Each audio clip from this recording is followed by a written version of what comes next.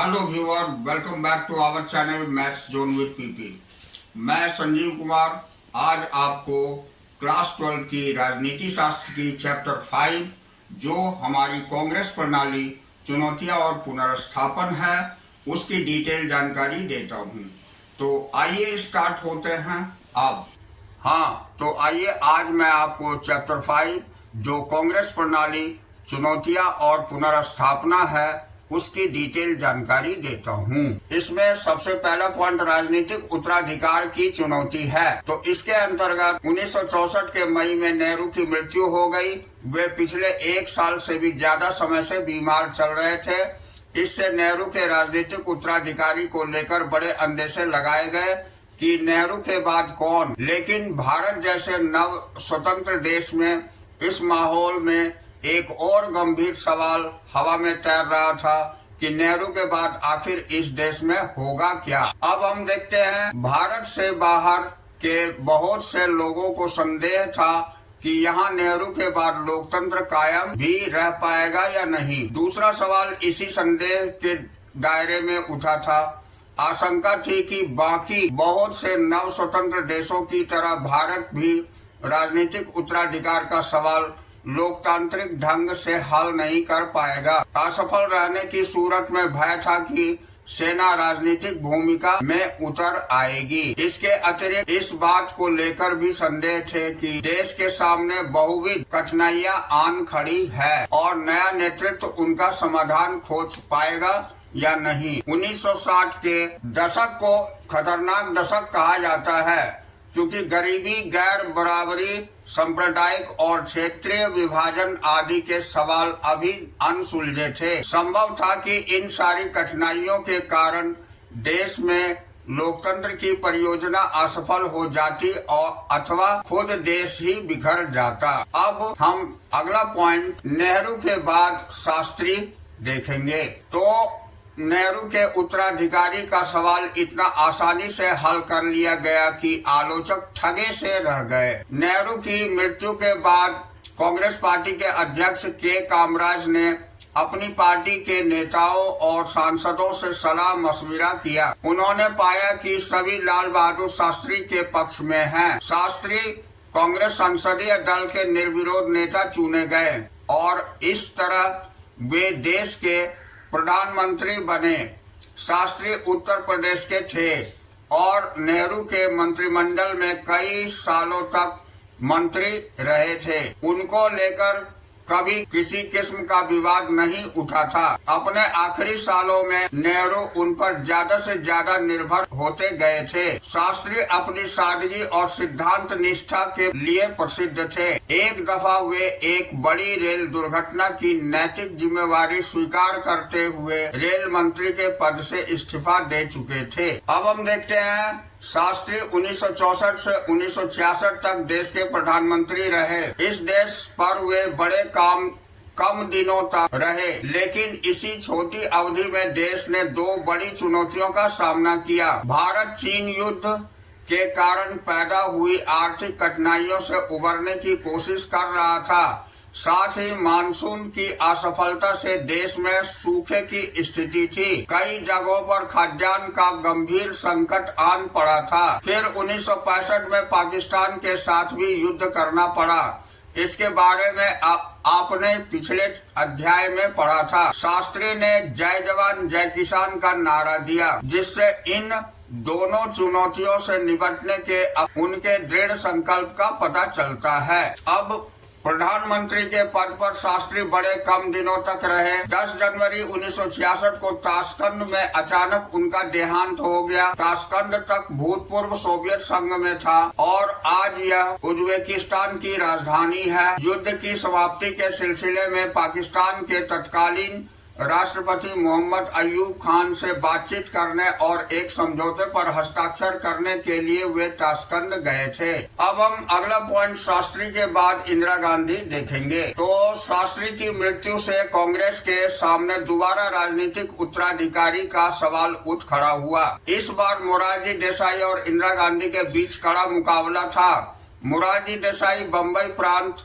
मौजूदा महाराष्ट्र और गुजरात के मुख्यमंत्री के पद पर रह चुके थे। केंद्रीय मंत्रिमंडल में वे मंत्री पद पर भी रह चुके थे। जवाहरलाल नेहरू की बेटी इंदिरा गांधी गुजरे वक्त में कांग्रेस अध्यक्ष के पद पर रह चुकी थी। शास्त्री के मंत्रिमंडल में उन्होंने सूचना मंत्रालय का प्रभार संभाला था। इस दफा पार्टी के बड़े नेताओं ने इंदिरा गांधी को समर्थन देने का मन बनाया, लेकिन इंदिरा गांधी के नाम पर सर्वसम्मति कायम नहीं की जा सकी। ऐसे में फैसले के लिए कांग्रेस के सांसदों ने गुप्त मतदान किया। इंदिरा गांधी ने मोरारजी देसाई को हरा दिया।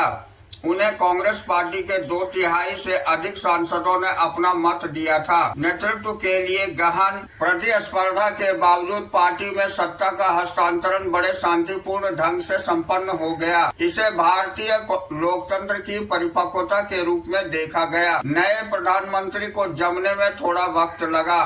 इंदिरा गांधी यूं तो बड़े लंबे समय से राजनीति में सक्रिय थी, लेकिन लाल बहादुर शास्त्री के मंत्रिमंडल में बड़े कम दिनों से मंत्री पद पर थी। कांग्रेस के वरिष्ठ नेताओं ने संभवतः यह सोचकर उनका समर्थन कर दिया होगा कि प्रशासनिक और राजनीतिक मामलों में खास अनुभव न होने के कारण समर्थन और दिशा निर्देशन के लिए इंदिरा गांधी उन पर निर्भर रहेगी। प्रधानमंत्री बनने के 1 साल के अंदर इंदिरा गांधी को लोकसभा के चुनाव में पार्टी की अगुवाई करनी पड़ी।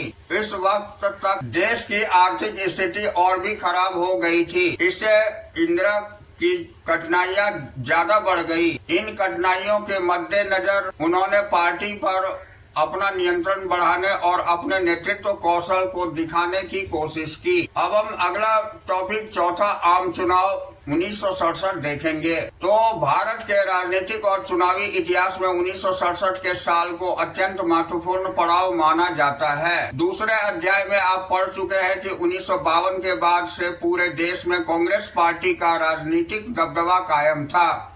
1967 के चुनावों में इस प्रवृत्ति में गहरा बदलाव आया। अब इसी के अंतर्गत चुनाव का संदर्भ हम देखेंगे। तो चौथे आम चुनावों के आने तक देश में बड़े बदलाव हो चुके थे। 2 प्रधानमंत्रियों का जल्दी देहावसान हुआ और नए प्रधानमंत्री को पद संभाले हुए अभी पूरे 1 साल का अरसा भी नहीं गुजरा था। साथ ही इस प्रधानमंत्री को राजनीति के लिहाज से कम अनुभवी माना जा रहा था। इस अध्याय के पूर्ववर्ती हिस्से और तीसरे अध्याय की चर्चा के क्रम में आप यह बात जान चुके हैं कि इस अरसे में देश गंभीर आर्थिक संकट में था। मानसून की असफलता, व्यापक सूखा, खेती की पैदावार में गिरावट, गंभीर खाद्य संकट, विदेशी मुद्रा भंडार में कमी, औद्योगिक उत्पादन और निर्यात में गिरावट के साथ ही साथ सैन्य खर्चे में भारी बढ़ोतरी हुई थी। नियोजन और आर्थिक विकास के संसाधनों को सैन्य मद में लगाना पड़ा। इन सारी बातों से देश की आर्थिक स्थिति विकट हो गई थी। अब इंदिरा गांधी की सरकार के शुरुआती फैसलों में एक था रुपए का अवमूल्यन करना। माना गया कि रुपए का अवमूल्यन अमेरिका के दबाव में किया गया। पहले के वक्त में एक अमेरिकी डॉलर की कीमत 5 रुपए थी, जो अब बढ़कर 7 रुपए हो गई। आर्थिक स्थिति की विकटता के कारण कीमतों में तेजी से इजाफा हुआ। लोग आवश्यक वस्तुओं की कीमतों में वृद्धि, खाद्यान्न की कमी, बढ़ती हुई बेरोजगारी और देश की दयनीय आर्थिक स्थिति को लेकर विरोध पर उतर आए। देश में अक्सर बंद और हड़ताल की स्थिति रहने लगी। सरकार ने इसे कानून और व्यवस्था की समस्या माना कि जनता की बदहाली की अभिव्यक्ति। इससे लोगों की नाराजगी बढ़ी और जन विरोध ने ज्यादा उग्र रूप धारण किया। साम्यवादी और समाजवादी पार्टी के व्यापक समानता के लिए संघर्ष छेड़ दिया। आप अगले अध्याय में पढ़ेंगे कि मार्क्सवादी कम्युनिस्ट पार्टी से अलग हुए साम्यवादियों के एक समूह ने मार्क्सवादी लेनिनवादी भारतीय कम्युनिस्ट पार्टी बनाई और सशस्त्र कृषक विद्रोह का नेतृत्व किया। साथ ही इस पार्टी ने किसानों के बीच विरोध को संगठित किया। इस अवधि में गंभीर किस्म के हिंदू मुस्लिम दंगे भी हुए। आजादी के बाद से अब तक इतने गंभीर सांप्रदायिक दंगे नहीं हुए थे। अब हम अगला पॉइंट गैर कांग्रेसवाद देखेंगे। तो यह सारी स्थिति देश की दलगत राजनीति से अलग थलग नहीं रह सकती थी। विपक्षी दल जन विरोध की अगुवाई कर रहे थे और सरकार पर दबाव डाल रहे थे। कांग्रेस की विरोधी पार्टियों ने महसूस किया कि उसके वोट बढ़ जाने के कारण ही कांग्रेस सत्तासीन है, जो दल और कार्यक्रम अथवा विरोध विचारधाराओं के धरातल पर एक दूसरे से एकदम अलग थे। वे सभी दल एकजुट हुए और उन्होंने कुछ राज्यों में एक कांग्रेस विरोधी मोर्चा बनाया तथा अन्य राज्यों में सीटों के मामलों में चुनावी तालमेल किया। इन दलों को लगा कि इंदिरा गांधी की अनुभवहीनता और कांग्रेस की अंदरूनी उठापटक से उन्हें कांग्रेस को सत्ता से हटाने का एक अवसर हाथ लगा है। अब समाजवादी नेता राम मनोहर लोहिया ने इन राजनीति को गैर कांग्रेसवाद का नाम दिया। उन्होंने गैर कांग्रेसवाद के पक्ष में सैद्धांतिक तर्क देते हुए कहा कि कांग्रेस का शासन अलोकतांत्रिक और गरीब लोगों के हितों के खिलाफ है, इसलिए गैर कांग्रेसी दलों का एक साथ आना जरूरी है ताकि गरीबों के हक में लोकतंत्र को वापस लाया जा सके। अब हम अगला पॉइंट चुनाव का जनादेश देखेंगे। तो व्यापक जन असंतोष और राजनीतिक दलों के ध्रुवीकरण के इसी माहौल में लोकतंत्र और राज्य विधानसभाओं के लिए 1967 के फरवरी माह में चौथे आम चुनाव हुए। कांग्रेस पहली बार नेहरू के बिना मतदाताओं का सामना कर रही थी। चुनाव के परिणामों में कांग्रेस राष्ट्रीय और प्रांतीय स्तर पर गहरा धक्का लगा।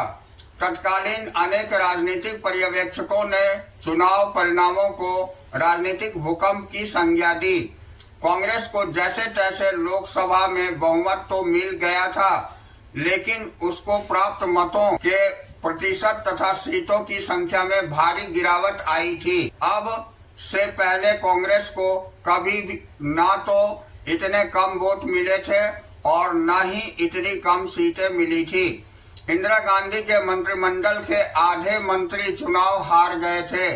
तमिलनाडु से कामराज, महाराष्ट्र से एस.के. पाटिल, पश्चिम बंगाल से अतुल्य घोष और बिहार से के.बी. सहाय जैसे राजनीतिक दिग्गजों को मुंह की खानी पड़ी थी। अब राजनीतिक बदलाव की यह नाटकीय स्थिति आपको राज्यों में और ज्यादा स्पष्ट नजर आएगी। कांग्रेस को 7 राज्यों में बहुमत नहीं मिला। 2 अन्य राज्यों में दल बदल के कारण यह पार्टी सरकार नहीं बना सकी। जिन 9 राज्यों में कांग्रेस के हाथ से सत्ता निकल गई थी, वे देश के किसी एक भाग में कायम राज्य नहीं थे। ये राज्य पूरे देश के अलग अलग हिस्सों में थे। कांग्रेस पंजाब, हरियाणा, उत्तर प्रदेश, मध्य प्रदेश, बिहार, पश्चिम बंगाल, उड़ीसा और मद्रास और केरल में सरकार नहीं बना सकी। मद्रास प्रांत, अब इसे तमिलनाडु कहा जाता है, में एक क्षेत्रीय पार्टी द्रविड़ मुनेत्र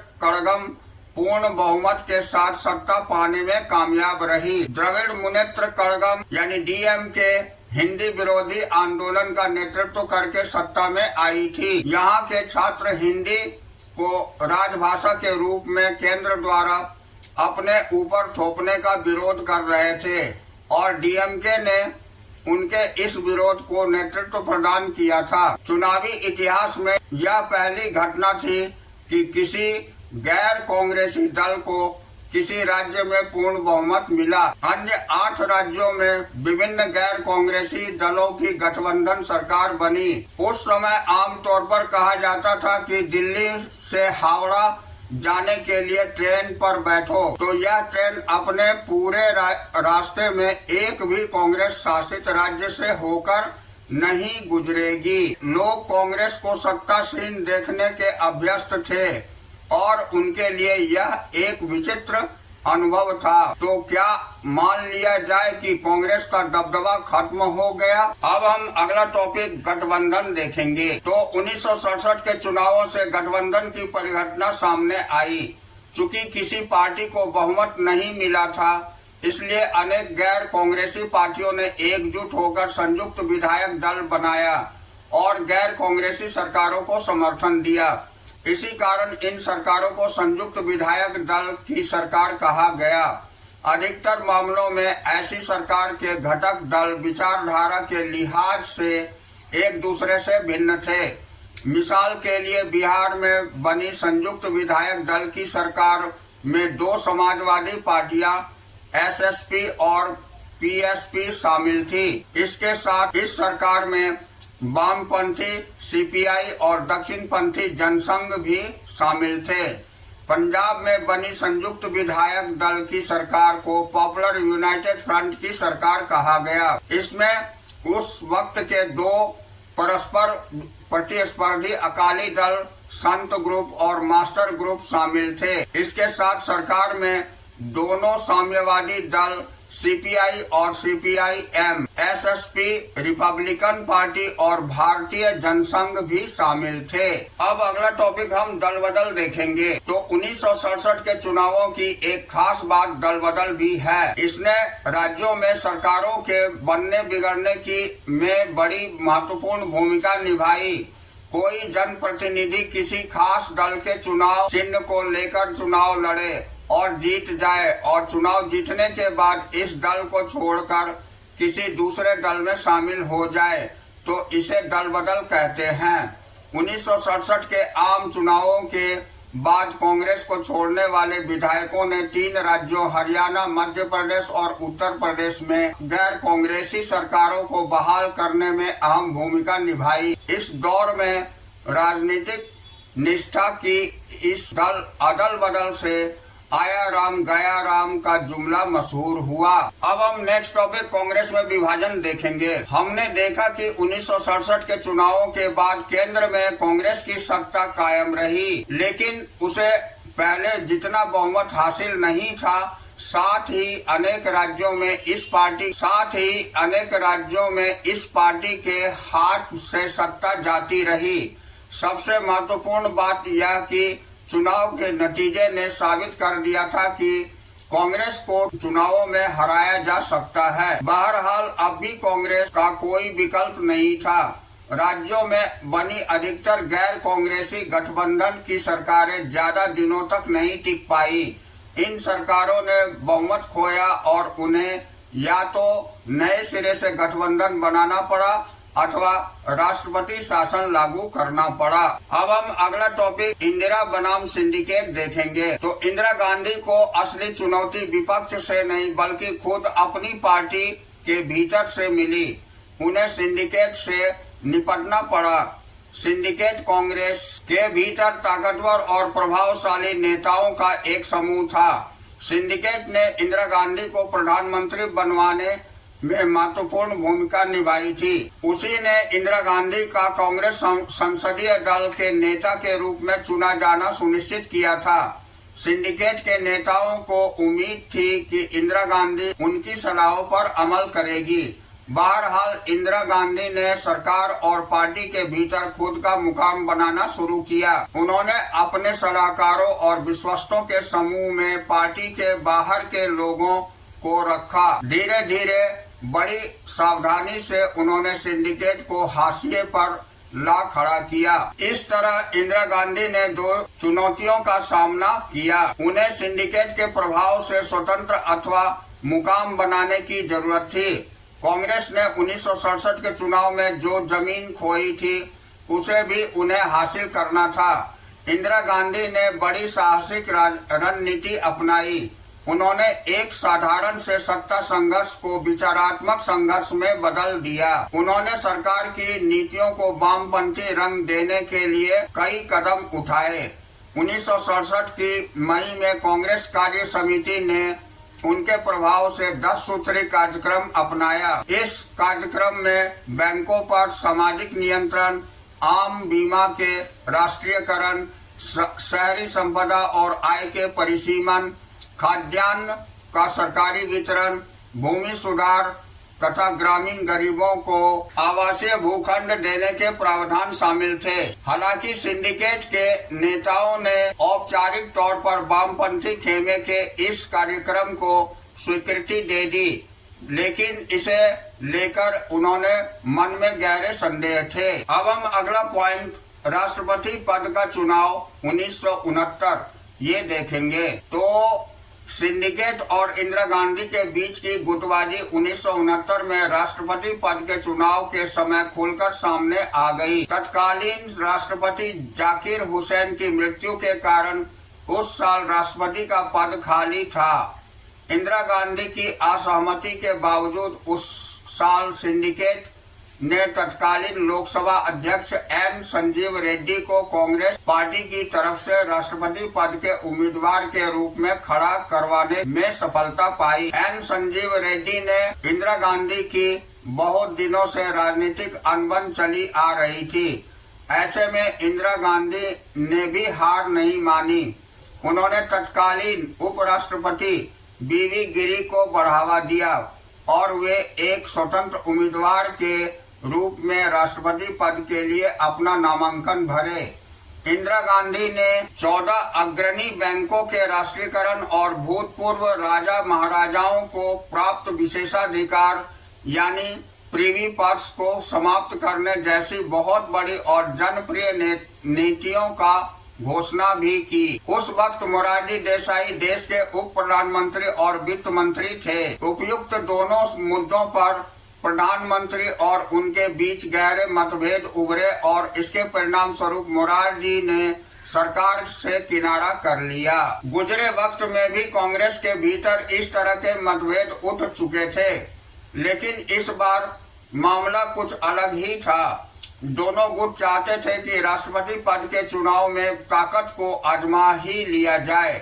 तत्कालीन कांग्रेस अध्यक्ष एस लिंगप्पा ने व्हिप जारी किया और सभी कांग्रेसी सांसद और विधायक पार्टी के आधिकारिक उम्मीदवार संजीव रेड्डी को वोट डाले। इंदिरा गांधी के समर्थक गुट ने अखिल भारतीय कांग्रेस कमेटी के विशेष बैठक आयोजित करने की याचना की, लेकिन उनकी यह याचना स्वीकार नहीं की गई। बीवी गिरी का छिपे तौर पर समर्थन करते हुए प्रधानमंत्री इंदिरा गांधी ने खुलेआम अंतरात्मा की आवाज पर वोट डालने को कहा। इसका मतलब यह था कि कांग्रेस के सांसद और विधायक अपनी मनमर्जी से किसी भी उम्मीदवार को वोट डाल सकते हैं। आखिरकार राष्ट्रपति पद के चुनाव में बीवी गिरी ही विजयी हुए। वे स्वतंत्र उम्मीदवार थे, जबकि एन संजीव रेड्डी कांग्रेस पार्टी के आधिकारिक उम्मीदवार थे। अब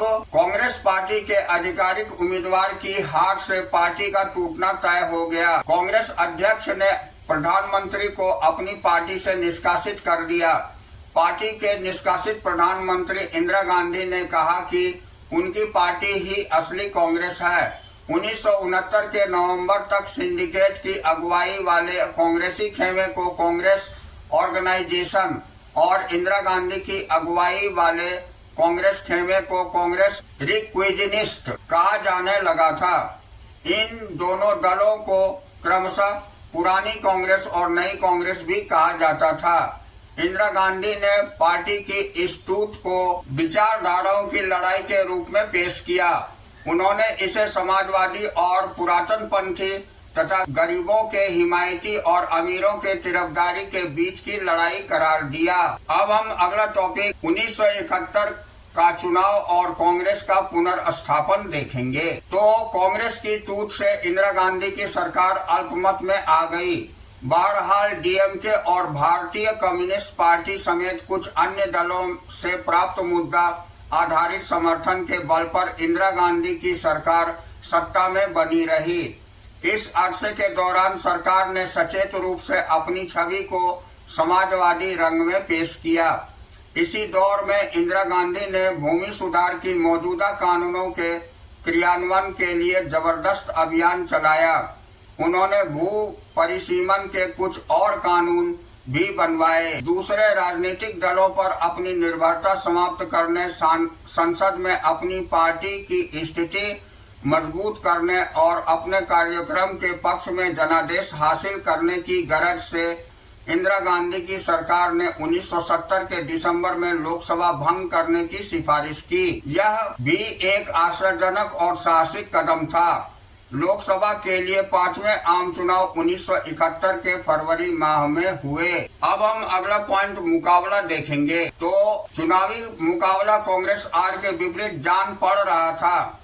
आखिर नई कांग्रेस एक जर्जर होती हुई पार्टी का हिस्सा भर थी। हर किसी को विश्वास था कि कांग्रेस पार्टी की असली सांगठनिक ताकत कांग्रेस ओ के नियंत्रण में है। इसके अतिरिक्त सभी बड़ी गैर साम्यवादी और गैर कांग्रेसी विपक्षी पार्टियों ने एक चुनावी गठबंधन बना लिया था। इसे ग्रैंड अलायंस कहा गया। इससे इंदिरा गांधी के लिए स्थिति और कठिन हो गई। संयुक्त सोशलिस्ट पार्टी एसएसपी, प्रजा सोशलिस्ट पार्टी पीएसपी, भारतीय जनसंघ बीजेएस, स्वतंत्र पार्टी और भारतीय क्रांति दल बीकेएस चुनाव में एक छतरी के नीचे आ गए। शासक दल ने भारतीय कम्युनिस्ट पार्टी सीपीआई के साथ गठजोड़ किया।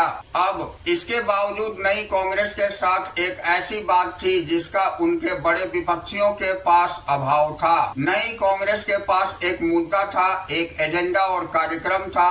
ग्रैंड अलायंस के पास कोई सुसंगत राजनीतिक कार्यक्रम नहीं था। इंदिरा गांधी ने देश भर में घूम घूम कर कहा कि विपक्षी गठबंधन के पास बस एक ही कार्यक्रम है, इंदिरा हटाओ। इसके विपरीत उन्होंने लोगों के सामने एक सकारात्मक कार्यक्रम रखा और उसे अपने मशहूर नारे गरीबी हटाओ के जरिए एक शकल प्रदान किया। इंदिरा गांधी ने सार्वजनिक क्षेत्र की समृद्धि, ग्रामीण भू स्वामित्व और शहरी संपदा के परिसीमन, आय और अवसरों की असमानता की समाप्ति तथा प्रीवी पर्स की समाप्ति पर अपने चुनाव अभियान में जोर दिया। गरीबी हटाओ के नारे से इंदिरा गांधी ने वंचित तबकों, खासकर भूमिहीन, किसान, दलित और आदिवासी, अल्पसंख्यक, महिला और बेरोजगार नौजवानों के बीच अपने समर्थन का आधार तैयार करने की कोशिश की। गरीबी हटाओ का नारा और इससे जुड़ा हुआ कार्यक्रम इंदिरा गांधी की राजनीतिक रणनीति थी। इसके सहारे वे अपने लिए देशव्यापी राजनीतिक समर्थन की बुनियाद तैयार करना चाहती थी। अब हम अगला टॉपिक परिणाम और उसके बाद देखेंगे। तो 1971 के लोकसभा चुनावों के नतीजे उतने ही नाटकीय थे जितना इन चुनावों को करवाने का फैसला। कांग्रेस आर और सीपीआई के गठबंधन को इस बार जितने वोट या सीटें मिली उतनी कांग्रेस पिछले 4 आम चुनावों में भी कभी हासिल न कर सकी थी। इस गठबंधन को लोकसभा की 375 सीटें मिली और इसने कुल 48.4% वोट हासिल किए। अकेले इंदिरा गांधी की कांग्रेस आर ने 352 सीटें और 44% वोट हासिल किए थे। अब जरा इस तस्वीर की तुलना कांग्रेस ओ के उजाड़ से करें। इस पार्टी में बड़े बड़े महारथी थे, लेकिन इंदिरा गांधी की पार्टी को जितने वोट मिले थे उसके 1/4 वोट की इसकी झोली में आए। इस पार्टी को मात्र 16 सीटें मिली। अपनी भारी भरकम जीत के साथ इंदिरा गांधी की अगुवाई वाली कांग्रेस ने अपने दावे को साबित कर दिया कि वही असली कांग्रेस है और उसे भारतीय राजनीति में फिर से प्रभुत्व के स्थान पर पुनर्स्थापित किया। विपक्षी ग्रैंड अलायंस धराशायी हो गया था। इस महाजोट में 60 से भी कम सीटें मिली थी। 1971 के लोकसभा चुनावों के तुरंत बाद पूर्वी पाकिस्तान, अब बांग्लादेश में एक बड़ा राजनीतिक और सैन्य संकट उठ खड़ा हुआ। चौथे अध्याय में आप पढ़ चुके हैं कि 1971 के चुनावों के बाद पूर्वी पाकिस्तान में संकट पैदा हुआ और भारत पाक के बीच युद्ध छिड़ गया। इसके परिणाम स्वरूप बांग्लादेश बना। इस घटनाओं से इंदिरा गांधी की लोकप्रियता में 4 चांद लग गए। विपक्ष के नेताओं तक ने उनके राज्य कौशल की प्रशंसा की। 1972 के राज्य विधानसभा के चुनावों में उसकी पार्टी को व्यापक सफलता मिली।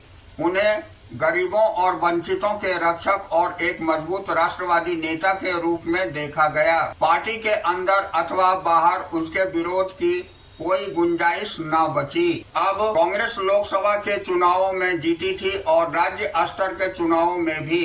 इस 2 लगातार जीतों के साथ कांग्रेस का दबदबा एक बार फिर कायम हुआ और कांग्रेस अब लगभग सभी राज्यों में सत्ता में थी। समाज के विभिन्न वर्गों में यह लोकप्रिय भी थी।